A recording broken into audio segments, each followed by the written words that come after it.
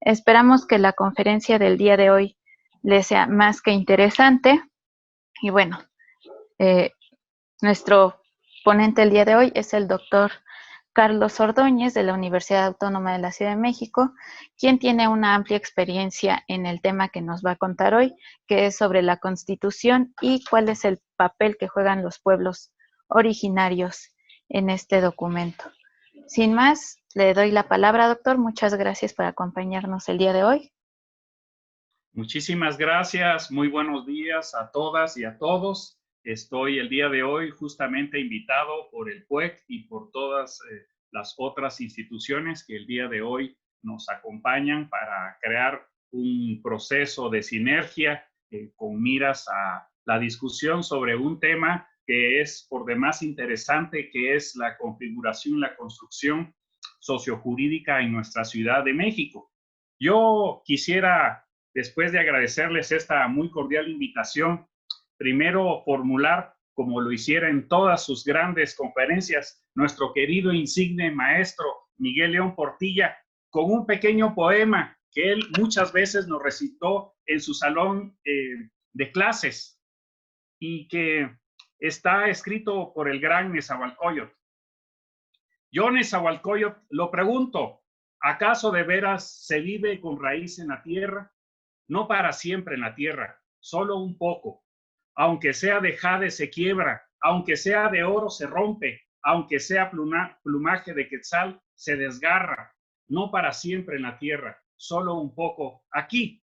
Y nos decía nuestro querido maestro con esa emoción y como siempre con esa brillantez de pensamiento, que cuando él leyó por primera vez a Nezahualcóyotl, después de haber estado trabajando con un conjunto de autores, sobre todo grecolatinos, en la construcción de las filosofías clásicas, se dio cuenta que también aquí en Mesoamérica, en nuestra Avia Yala, estaba ya todo un proceso de pensamiento que ahora nosotros denominamos filosofía, pero que por supuesto, más allá de las aulas universitarias, nosotros también podemos denominarlo como un pensamiento mesoamericano de muy larga data, que está escrito en esos grandes manuscritos indígenas tradicionales que tanto nos han enseñado y del cual nosotros debemos de aprender tantísimo de todos estos fenómenos que nosotros estamos viviendo hoy por hoy en estos tiempos de una pandemia terrible y en estos tiempos en donde el coronavirus nos está tratando, como nos ya reflexionó el doctor Boaventura de Sousa Santos, cuando el coronavirus nos está tratando de decirnos algo sobre lo que está sucediendo en la Tierra, pero nosotros no hemos aprendido a escuchar ni siquiera la Tierra y ni siquiera hemos podido aprender a escuchar también a los virus y mucho menos pues podemos escuchar al cosmos. Cuando Nezahualcóyotl nos pregunta aquí y se pregunta a sí mismo, porque él comienza a preguntarse por sí mismo y comienza a deducir cuál es esa de las grandes preguntas, de las grandes continuidades que nos diría en sus grandes conferencias el gran psicoanalista Jung, de que las grandes preguntas de la persona y sobre todo las grandes preguntas del psicoanálisis tienen que ver justamente con esas grandes preguntas sobre la humanidad. Y creo que Nezahualcóyotl ya hacía esas preguntas. Y en estos tiempos del coronavirus, en donde nosotros hemos visto una terrible realidad y una terrible pandemia, que de hecho, pues hoy también nos convoca a todos y a todas nosotras aquí en nuestras casas, en donde es una pandemia global que ha cobrado no solo una relevancia en nuestra vida cotidiana, con los más de 8 millones de infectados y los casi más de 400,000 personas muertas en el mundo, y tan solo hoy por hoy, por ejemplo, en la Ciudad de México son más de 36,000 personas que se indican, de acuerdo a la Secretaría de Salud, que están infectados, y tenemos ya incluso en los datos del día de hoy más de 5,000 personas fallecidas por este virus. Pero este virus que aparentemente nos está causando toda una serie de trasfondos filosóficos, pero al mismo tiempo de hacernos esas grandes preguntas como Nezahualcóyotl, esa pregunta sobre la inmortalidad. Quizás ahora en tiempos de coronavirus, varios de nosotros nos los hemos hecho. ¿Cuál ha sido todo el sentido de nuestras vidas a través de todos estos años? Y justamente los pueblos originarios tienen mucho que enseñarnos sobre esto. Hace unas horas, el FILAC, que es una importante institución latinoamericana, en voz de sus grandes líderes y dirigentes, la doctora Mirna Cunningham, y también de un querido paisano guatemalteco y que ha trabajado desde hace muchos años en esa institución, el señor Pop, nos hablaban que justamente el coronavirus ha venido a trastocarnos nuestra vida, nuestras vidas comunitarias, y hoy más que nunca es urgente una acción necesaria. Y justamente yo quisiera plantearnos toda una serie de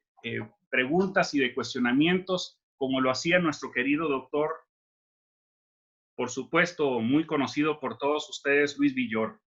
Primero, preguntarnos sobre esa esencia humana que nosotros tenemos hoy por hoy en la Ciudad de México. Pensarnos en la vida en esta gran ciudad, en esta gran urbe, bajo este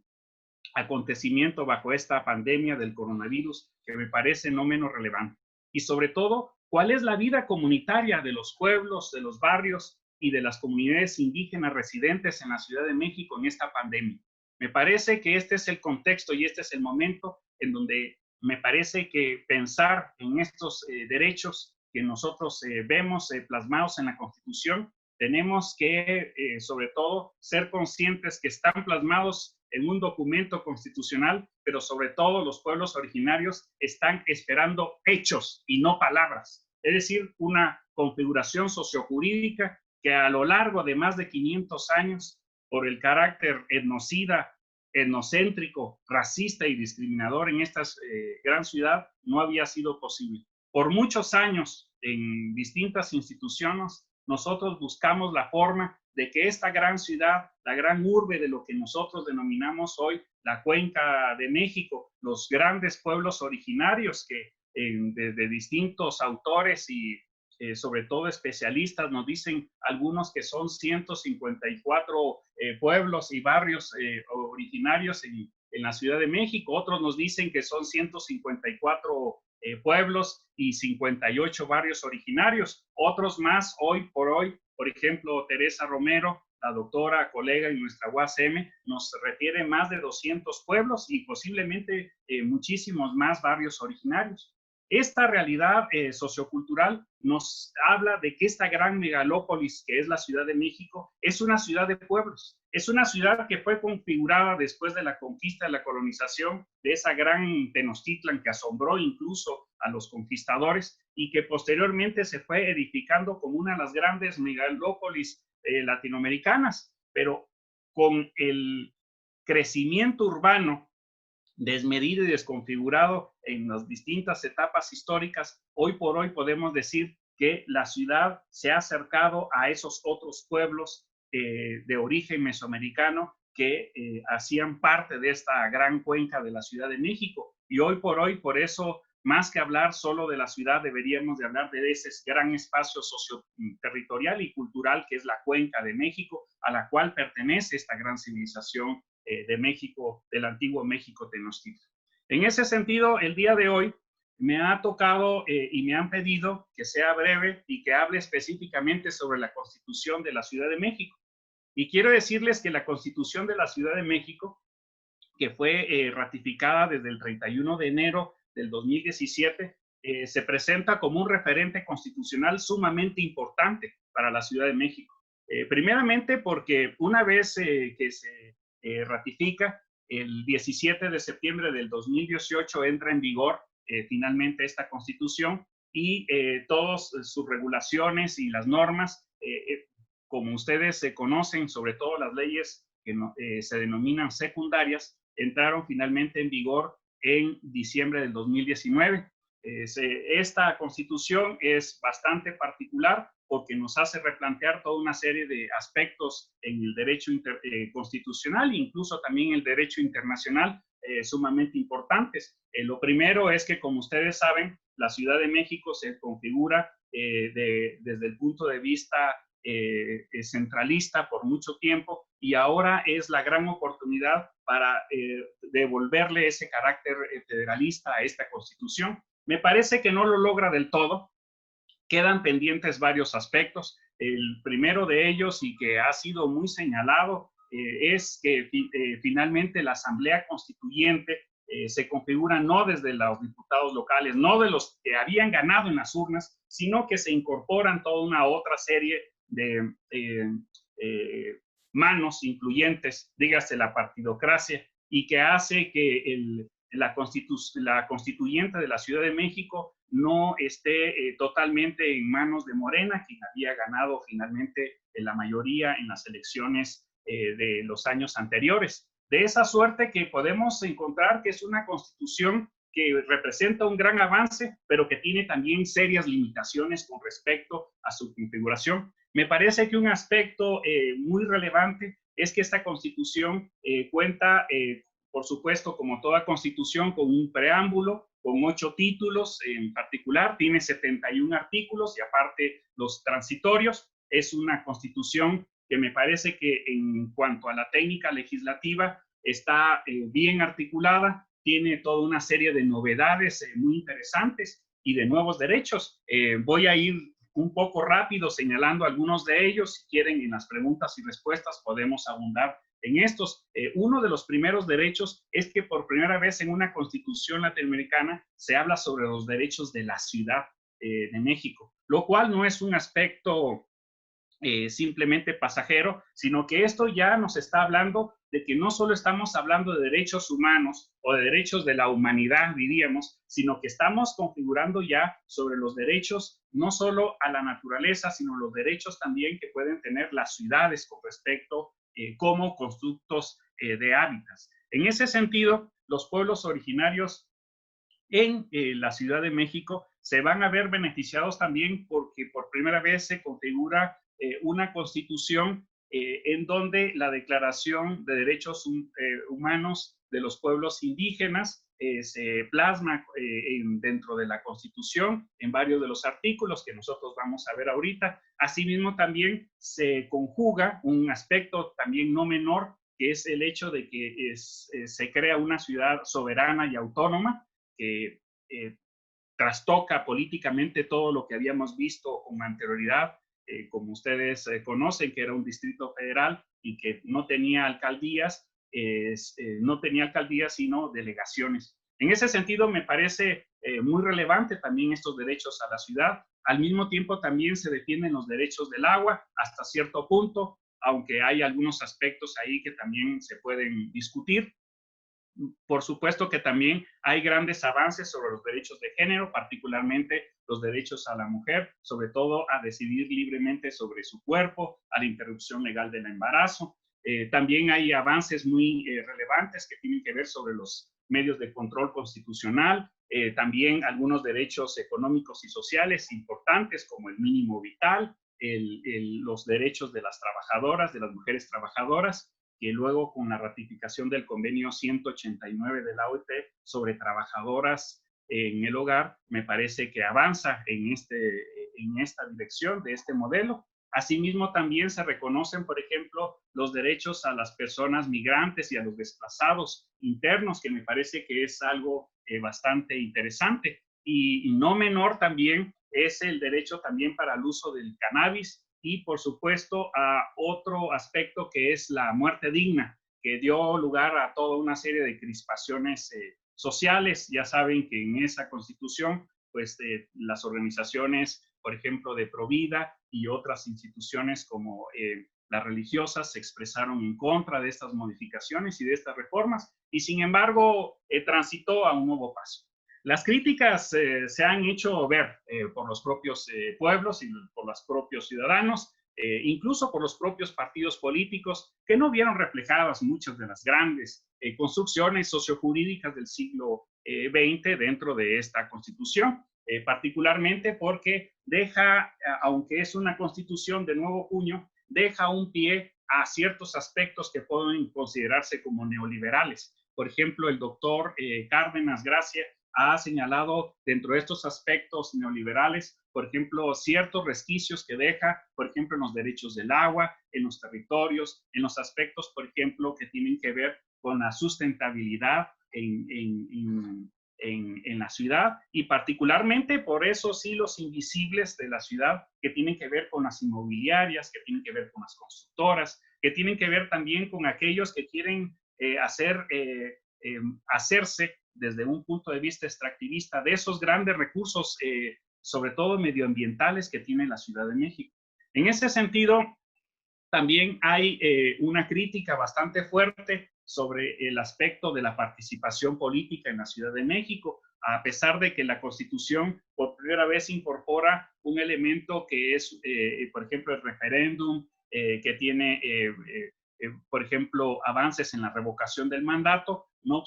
también tiene avances, por ejemplo, en la consulta y la participación, por ejemplo, 5,000 ciudadanos con su firma, que se significan casi como el 0.19 de la población, pueden impugnar también constitucionalmente algunas de las legislaciones dentro de la Ciudad de México. Y en ese sentido me parece que hay avances y que también hay críticas a este modelo, digamos, de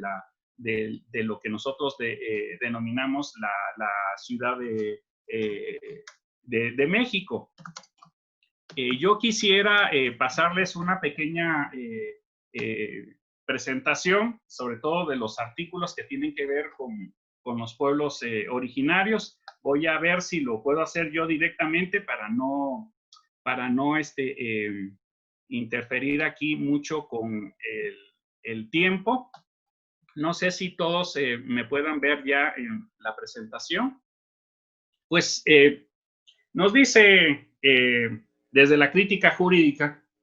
el doctor Óscar Correas que cuando nosotros hacemos una revisión de cualquier constitución del mundo, nos damos cuenta que hay un sentido deóntico, y ese sentido deóntico está regido sobre todo por la semiótica, es decir, el sentido de lo que dice la ley, pero tenemos que hacernos otra pregunta, de por qué la ley dice lo que dice, por qué está plasmado lo que dice ahí. Y por supuesto, entonces, tenemos que comprender que una constitución no es simplemente un documento maestro que elabora en mentes brillantes con respecto a lo que deben ser los derechos, porque entonces, muy seguramente y muy posiblemente llegaríamos siempre a esa anhelada justicia, sino que llegamos a construir otro aspecto, otro referente constitucional. Y este referente constitucional tiene que ver con las grandes luchas que han tenido los diferentes pueblos a lo largo de la historia, que hacen que desde sus reivindicaciones, desde sus propias luchas, finalmente en esa correlación de fuerzas, en un sistema capitalista, en un sistema clasista, en donde por supuesto la burguesía no es la dueña ni la que escribe una constitución y un texto constitucional, porque si así fuera, sería construida de otra manera, sería construida como lo hacían los señores feudales, se recuerdan, en tiempos muy antiguos, o como se discutía en muchos otros momentos y espacios autoritarios en la historia de la humanidad. En ese sentido, hay un proceso de mediación ideológica. Entonces, la Constitución no tiene solo un sentido constitucional, deóntico, legislativo, sino sobre todo que tiene una cristalización ideológica, es decir, tiene una legitimación de correlación de fuerzas entre los que están arriba, dígase, los señores de las grandes burguesías que nos gobiernan y nos dominan, dígase los terratenientes, pensando en las grandes inmobiliarias en la Ciudad de México, pensando en los oligarcas que mueven los espacios financieros en la Ciudad de México. Y por supuesto también pensando en las grandes burguesías en la Ciudad de México. Y todos ellos, a través de procesos que ustedes conocen del extractivismo y de procesos también de despojo, que son los dos grandes mecanismos que han sucedido en la Ciudad de México. Vean ustedes, solo refiéranse a la historia de Milpa Alta. Si hay alguien de aquí de Milpa Alta, les mando y les expreso mis saludos por esas grandes luchas que ellos han realizado. La extracción de esos recursos naturales, cuando así se puede, esa es una de las vías, pero la otra vía ha sido la vía neoliberal, la vía también de ese otro capitalismo que sin la necesidad, digamos, de solamente del extractivismo, crea nuevos otros mecanismos de seducción, de legitimación de las leyes. Y en ese sentido, en esta Constitución, si nosotros la vemos como el texto constitucional, y si nosotros simplemente nos vamos para palomear qué dice, por ejemplo, el derecho internacional público de los derechos humanos de los pueblos indígenas, y si solo vamos con una pluma y un lápiz, pues diríamos qué padre está la Constitución, existe un gran avance constitucional. Yo podría decirles que este articulado de esta Constitución es de los más avanzados en el mundo, por varias razones que vamos a ir viendo. Seguramente está a la altura de muchas constituciones de América Latina, por ejemplo, en el caso de Bolivia, aunque no se configuran las mismas formas autonómicas acá que aquí. Se asemeja también a la Constitución de Ecuador, pero tampoco supera esa visión ecocéntrica que sí tiene la Constitución ecuatoriana cuando reconoce no solo derechos a la ciudad, sino derechos al medio ambiente. Por supuesto que avanza incluso más allá de lo, por ejemplo, la Constitución de Perú, que hoy por hoy están discutiendo sobre los procesos de una ley de autoadscripción de los pueblos indígenas. Y que esto ya está incorporado desde el artículo 2 constitucional, como ustedes saben, y que tiene que ver a hoy por toda esta otra maralla textual. Entonces, en 3 artículos, en donde está contenido prácticamente esta Constitución, para no aburrirlos y para ir al grano, ¿verdad? Porque muchos van a estar muy específicos. Lo que nos dice el artículo constitucional 57 es que los pueblos, los sujetos de derechos son los pueblos indígenas,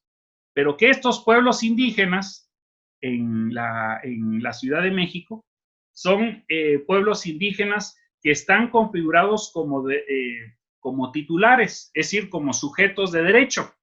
En la Constitución, en el artículo 2, verán ustedes que los pueblos indígenas son sujetos de interés público, o sea que a toda la sociedad les interesan ellos. Pero en esta Constitución no. Aquí se está hablando de sujetos de derecho, es decir, que se les está reconociendo esa capacidad. Y en ese sentido, ya desde el texto constitucional se habla de la Declaración de los Derechos Humanos y de otros instrumentos jurídicos internacionales. Interesante hubiera sido que estuvieran otros, pero se supone que son los que ya ha reconocido, por supuesto, México y que ha suscrito y ratificado internacionalmente. Pero al mismo tiempo nos dice que los sujetos son los pueblos indígenas, pero que esos pueblos indígenas están representados por los pueblos y barrios y las comunidades indígenas residentes. De manera que tenemos 3 figuras dentro de la gran figura que nosotros podemos denominar como los pueblos indígenas. Este es, en ese sentido, ubicando nada más a quiénes son los sujetos de derecho. Si nosotros lo analizamos deonticamente, entonces, diremos que aquí hay un discurso, como dice Araceli Burguet, en donde se dice, vos sos vos, te reconozco a ti, te estoy hablando a ti. Y en el artículo 58 de la composición pluricultural, plurilingüe y pluriétnica de la Ciudad de México, nos dice que esta Ciudad de México está sustentada en todos ellos, y está sustentada históricamente. Y hace una mención de quiénes son estos sujetos y hace una delimitación de quiénes son estos sujetos. De manera que lo que hace aquí el derecho es ubicar a la intersubjetividad, a quienes se va a referir y a quienes va a colocar dentro de estos parámetros. Está ubicando a estos sujetos con quienes va a dialogar. Y finalmente, en el inciso 3, es importante ese reconocimiento a la autoadscripción de los pueblos y los barrios originarios y las comunidades residentes, y sobre todo que el criterio va a ser la conciencia étnica de esos pueblos. Eso es muy interesante. Entonces, hasta aquí, fíjense, constitucionalmente lo que nos han dicho es, en la Ciudad de México hay pueblos indígenas, ellos son los pueblos indígenas, y consecuentemente estamos adentro de una composición pluricultural, plurilingüe y pluriétnica de la Ciudad de México. Bueno, esto ya lo sabíamos por más de 500 años, ¿verdad? pero sin embargo en la Ciudad de México no aparecía. Es decir, que había una ceguera ontológica, que los pueblos indígenas no existíamos en la Ciudad de México. Y esto tiene una razón de ser, y eso es lo que nosotros denominamos el colonialismo jurídico, porque lo que hace este coto de poder constitucional es negar a las otras realidades, a los otros sujetos, para negarles de inmediato sus derechos. En el artículo 59, que ya es muy largo, que ya no me dio tiempo de colocarlo en la pantalla, en la captura de la pantalla, se trabajan toda otra serie de derechos que me parece que ya son bastante particulares con relación a los derechos de los pueblos indígenas. En este último capítulo comienza ya a caracterizarse todos los grandes conjuntos de derechos. Y los primeros tienen que ver con la libre determinación de los pueblos. Y esa libre determinación de los pueblos viene sujeta siempre a que son sujetos de derecho y que pueden consecutar lo que nosotros denominamos como la autonomía. Pero el límite constitucional, porque como ustedes sabrán, adentro de esa constitución hubieron varios conflictos, y dentro de ellos ustedes saben que Mardonio Carvalho fue uno de los personajes muy importantes en el avance de esta legislación, y cuando él sintió que había sido amenazado bajo un mantra racista, él renunció de inmediatamente a esta construcción sociojurídica. Mi pregunta es, ¿por qué renunció Mardonio Carvalho? Y es por supuesto que esa correlación de fuerzas, más allá de la argumentación jurídica y más allá del embate político, fue muy difícil irlo cristalizando. Entonces, para los pueblos originarios y para los pueblos indígenas desde el inicio, esta constitución y estos articulados fueron muy controvertidos. ¿Por qué? Porque mantienen y sostienen esta visión colonialista jurídica en la Ciudad de México. Y esta no es simplemente mis ocurrencias o mis ideas, sino vean ustedes en ciertos articulados y ciertos aspectos. Por ejemplo, se habla en este artículo 58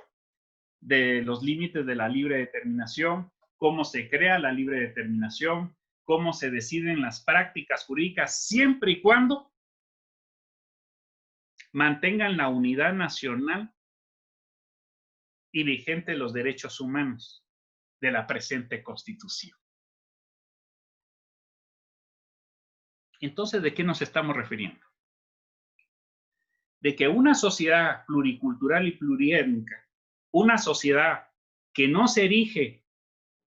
bajo un colonialismo jurídico de un sujeto tutelado, que son los pueblos indígenas, se supone que este México, si es pluricultural, no plurinacional, porque no se menciona nunca la plurinacionalidad, si es pluricultural, pluriétnico, entonces se supondría que existen otros pueblos con otros sistemas jurídicos, con otros sistemas religiosos, con otros sistemas educativos, etcétera, etcétera, que están reconocidos en la Constitución. Es decir, todos esos sistemas se van a respetar, sobre todo en aspectos de educación, de salud intercultural, derechos a la cultura, al patrimonio, derechos por ejemplo,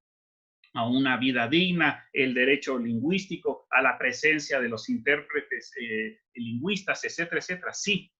se reconocen, pero para convivir en un verdadero pluralismo jurídico, para convivir en una sociedad eficientemente democrática y democrática radical, se debieron de crear un cuarto régimen de autonomías internas. Se dice, tienen derecho a la libre determinación, pueden disponer de sus territorios, podría ser que lo tengan, pero no se escribe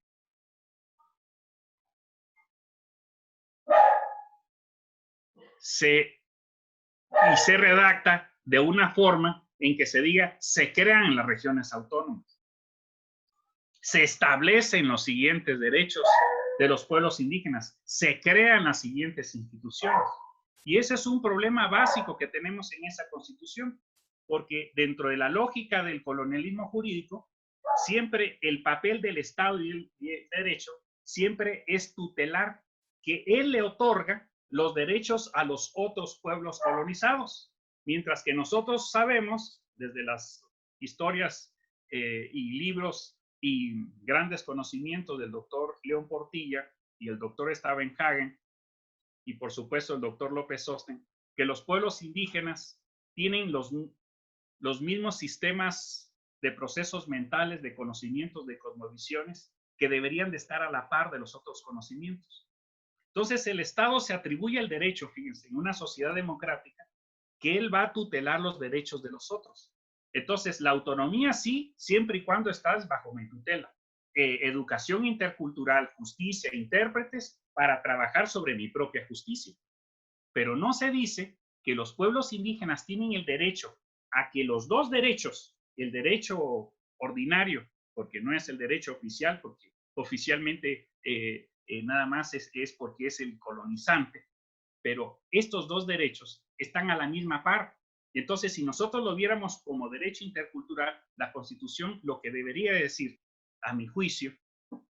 es que se reconoce el derecho indígena, las autonomías indígenas, y se crean esas regiones en las formas en que los propios pueblos lo decidan. Pero como no está en la Constitución del artículo 2, y porque las controversias entre los partidos políticos no lo permitían, entonces en esta Constitución, por así decirlo, quedó chata, porque no hay un planteamiento de una democracia radical como se hizo en Bolivia o como se ha hecho en muchos otros países, que algunas de esas figuras jurídicas se elevan a rango constitucional y que muchas de ellas se establecen institucionalmente. Sobre todo porque los pueblos indígenas, se dice, van a ser consultados en las acciones que a ellos les puedan perjudicar o les puedan afectar de alguna manera.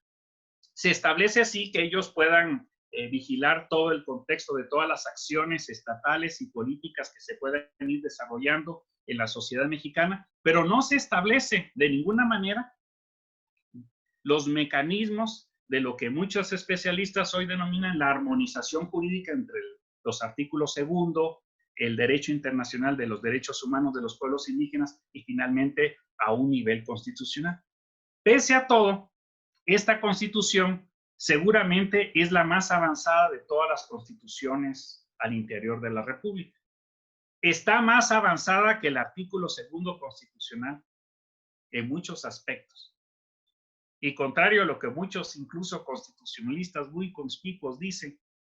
de que ninguna constitución local y secundaria puede otorgar más derechos que los que otorga la Constitución nacional, lo cual es el mito colonizante, ¿verdad? El plano que el seniano de la pirámide, de que la Constitución es la que tiene que decirlo todo y que las otras constituciones tienen que ser secundarias. Es decir, que no puede existir ninguna novedad constitucional al interior de una constitución como la Ciudad de México. Y ese era el argumento principal por el cual muchos constitucionalistas, que no me permitiré nombrarlos, decían que no se podía ir más allá del artículo 2. Pero por supuesto que se podía y se pudo hacer muchos avances muy importantes en el campo de la construcción sociojurídica. Entonces, en ese sentido, la Constitución en esos artículos, después de establecer las figuras de quiénes son, establece los derechos y los canales de los derechos. Pero para fortalecer los mecanismos y las funciones de cómo se iba a ir desarrollando este derecho, se supondría que la ley secundaria, dígase la ley de pueblos y barrios originarios, tendría entonces que no solo presentar los mecanismos y la armonización constitucional, sino tendría que ir, incluso poder ir mucho más allá, mucho más avanzada que el texto de la Constitución de la Ciudad de México. Y muchos pensamos que por el momento histórico que vivía la Ciudad de México, en donde por los otros partidos políticos, dígase de derecha, en su gran mayoría,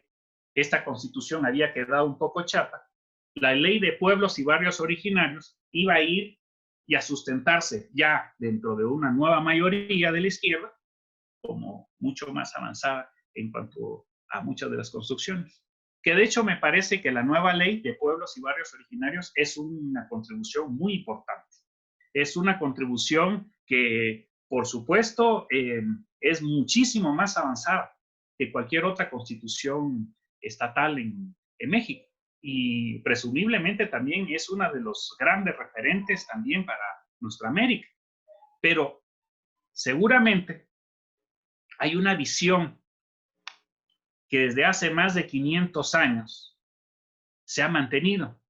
Y es esa visión paternal, colonialista, jurídica, que no deja avanzar en estos textos constitucionales. Pero no lo pensemos solamente porque a lo mejor no pudieron los constitucionalistas crearlo en esta constitución, o en la ley secundaria no se pudo conjugar la correlación de fuerzas. No, sino es una falta de imaginario de ideas. El problema es que en el fondo hay toda una serie de mecanismos neoliberales que lo impiden. Esos mecanismos neoliberales los ha señalado ya desde muchos otros estudios en sus seminarios nuestro querido doctor Andrés Medina. Sobre todo que después de la creación de la jefatura de gobierno del 97 y de la contestación de los pueblos y de los barrios originarios en la Ciudad de México y de esas figuras como las de enlace territorial y las figuras del subdelegado, fueron figuras que en su momento habían logrado las luchas de los pueblos originarios. Pero hoy por hoy esos pueblos originarios, sobre todo después de este gran foro de los pueblos de la Náhuac en el 95 y de los pueblos también indígenas en el 96, en donde por primera vez ellos se dijeron pueblos originarios y después de una larga lucha de reivindicaciones en la cristalización de lo que fue en su momento una institución que muy aguerrida, que avanzó en la lucha y en la organización de los pueblos y que me parece que ha ido configurando lo que es el panorama actual de los pueblos, que fue el Consejo de Pueblos y Barrios Originarios de la Ciudad de México. Y ese consejo fue incluso en donde en varios momentos nosotros contribuimos con algunos pequeños trabajos para impulsar grandes reformas constitucionales. Por la situación política del momento y por diversos conflictos, nunca fue posible avanzar en un texto constitucional. Esos textos constitucionales, en su momento que estaban en otras circunstancias, nunca fueron cristalizados. Pero qué bueno que fue así, porque ahora, después de 500 años, podemos ver que esta nueva enmienda constitucional fue por mucho más avanzada, más creativa y sobre todo que tiene transversalidad hasta cierto punto en algunos de los aspectos, particularmente en el aspecto de la consulta. Pero sin embargo, es una constitución que yo quiero decir que es una constitución que se quedó corta, que le faltó todavía un cartucho de mayor calibre para poder hacerlo en su momento una constitución un poco más avanzada. Algunos de los aspectos que me parecen centrales es que se reconocen por primera vez derechos de las trabajadoras, que se reconocen los derechos lingüísticos, los derechos a los medios de comunicación, se establecen toda una serie de derechos que hasta hace muchos años todavía los pueblos indígenas estaban pues apenas discutiendo en el seno de sus grandes instituciones internacionales. Y sin embargo, hoy por hoy nosotros podemos decir que estas nuevas discusiones que se están dando en el seno de Naciones Unidas y que se están dando hoy también en Bolivia, que se están dando, que se dieron en Ecuador en cierto momento y que se están dando en Perú, por ejemplo, ahora y en muchos otros países, son aspectos que me parece que son medulares y los voy a reducir a 4 grandes elementos que me parecen centrales. Esos 4 grandes elementos que me parecen centrales es la articulación que van a tener estos pueblos originarios, primeramente con la construcción de su memoria histórica. Por supuesto que se defiende el patrimonio cultural, se defienden todas estas grandes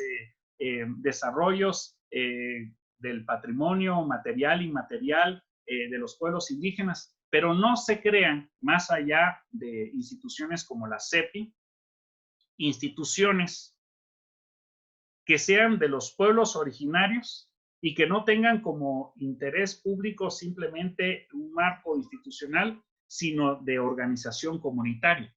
En ese sentido, pueden haber secretarías, por supuesto, institucionales, gubernamentales, pero me parece que el gobierno, de hecho, en la declaración y en el convenio 169 de la OIT,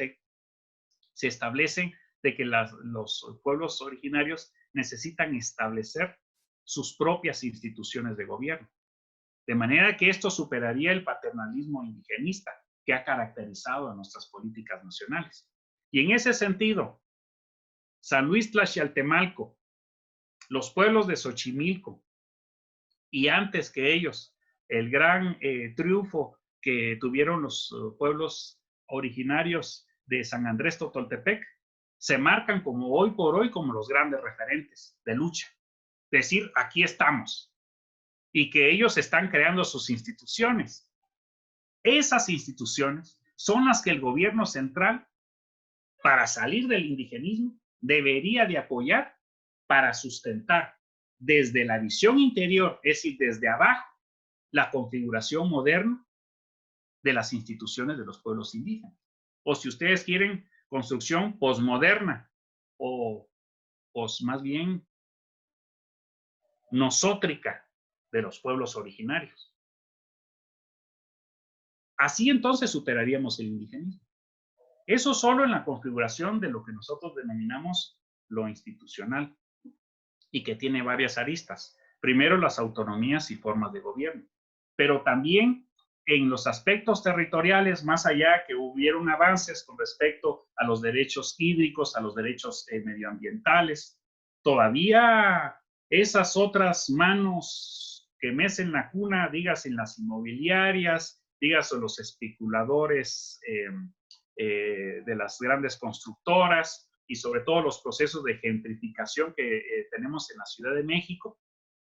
que nosotros discutimos el semestre pasado con la doctora Marta Olivares en un seminario que ella coordinó en conjunto con muchos otros colegas de la UAM, como el doctor Ricardo Pino y con muchos otros profesores de la UAM, que ahorita no recuerdo el nombre de todos ellos, y para evitar la omisión, mejor prefiero significar nuestras instituciones y por supuesto también de nuestra querida UNAM con la doctora Juana Martínez y muchos otros grandes investigadores, discutimos justamente todas estas grandes problemáticas. Y lo que descubrimos en ese seminario es que los problemas del agua, los problemas territoriales, los problemas que están viviendo en la gentrificación y los problemas graves de esta gran ciudad tienen como origen en una visión institucional reglada en donde le da poca participación a las personas. Y nosotros vimos que los grandes proyectos alternativos al desarrollo de la ciudad, que varios de ellos afortunadamente han sido retomados por el nuevo gobierno de la ciudad,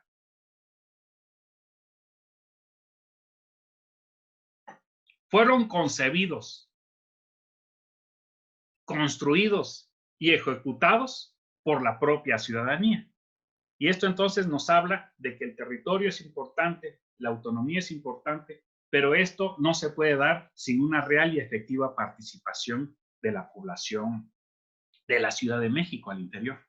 Y me parece que ese es un punto fuerte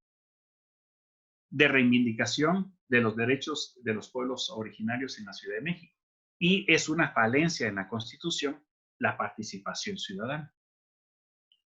Porque es una participación en donde las consultas quedan simplemente supeditadas a ciertos aspectos en los cuales los pueblos indígenas pueden incidir en políticas de diseño que pueden participar, pero no se crea una estrategia de cómo va a realizarse y la nueva ley reglamentaria no lo dice cómo se va a hacer. Entonces, participación, autonomía, territorio son aspectos cruciales, pero quizás uno de ellos, y el más fuerte, es el tema de la madre tierra ambiental, que ya no es solamente un territorio en las delegaciones, sino que tiene que ver también con lo que muchos denominan el desarrollo económico y nosotros denominamos el florecimiento humano de las personas y sobre todo del buen vivir. Me parece que entonces tiene que concebirse una nueva política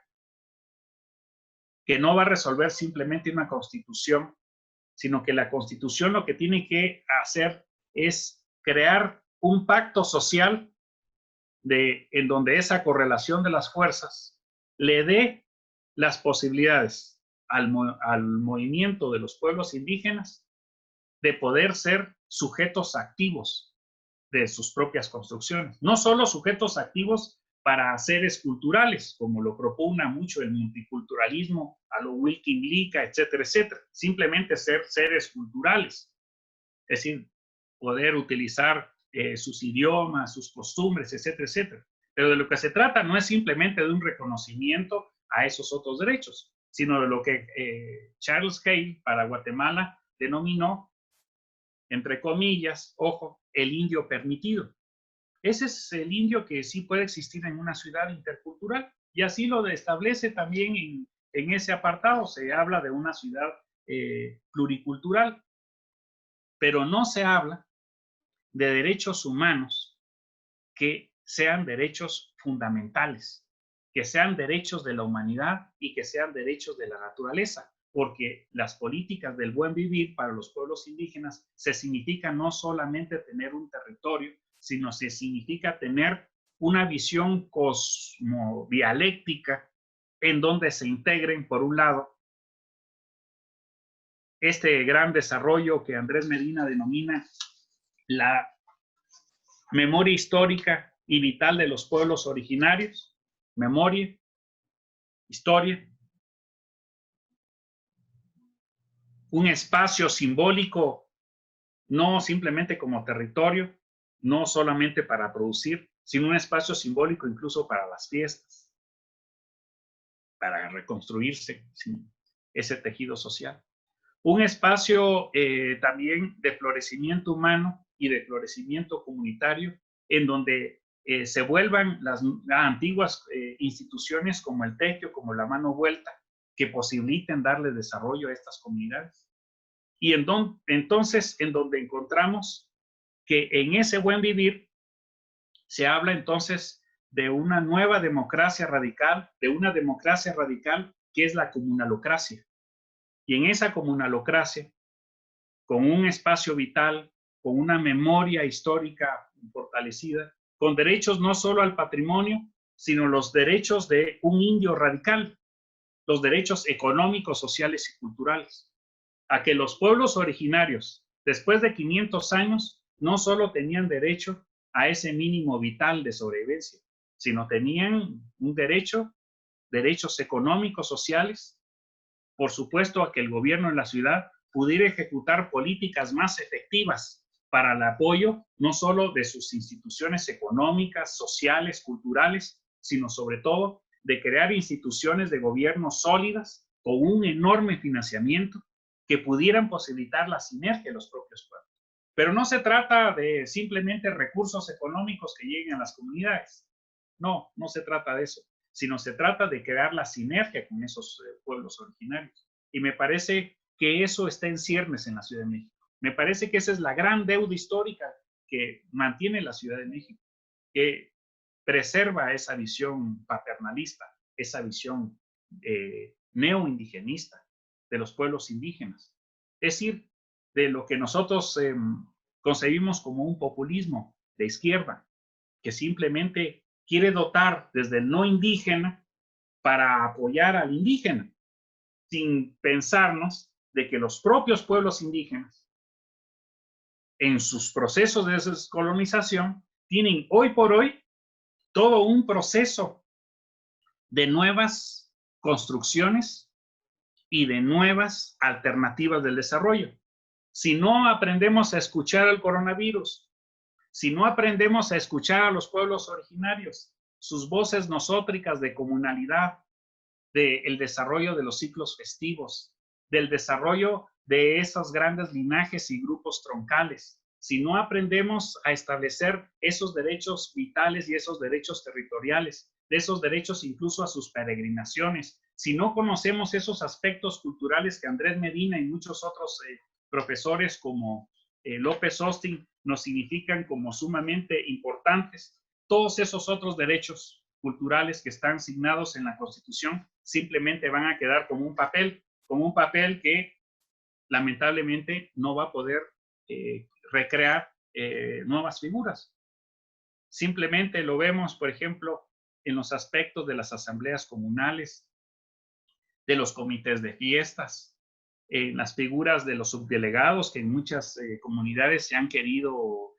colocar como los garantes y los intermediarios políticos, como es el caso de Xochimilco, y en donde los pueblos han dicho que esas figuras antiguas de esos intermediarios políticos que se fraguaban desde los partidos y desde las imposiciones de los alcaldes, ellos no están dispuestos a aceptarlos. Y sin embargo, entonces, se mantiene todavía esta idea paternalista, indigenista sobre estos pueblos. Ese es el sentido ideológico que tiene la Constitución. Eso es lo que no dice la Constitución, que otorga derechos, pero en la forma jurídica en que los otorga, siempre la Constitución y los grupos de poder están encima de los derechos que se les otorga a los pueblos, siendo que si la soberanía pertenece originariamente en el pueblo, luego entonces son los pueblos los que tienen que darle cotidianidad a ese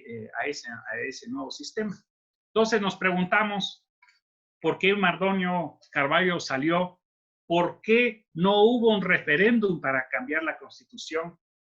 ¿Por qué los pueblos originarios, no me dejarán mentir varios líderes, no se les permitió participar adentro de los debates de esa Constitución? Porque hay una partidocracia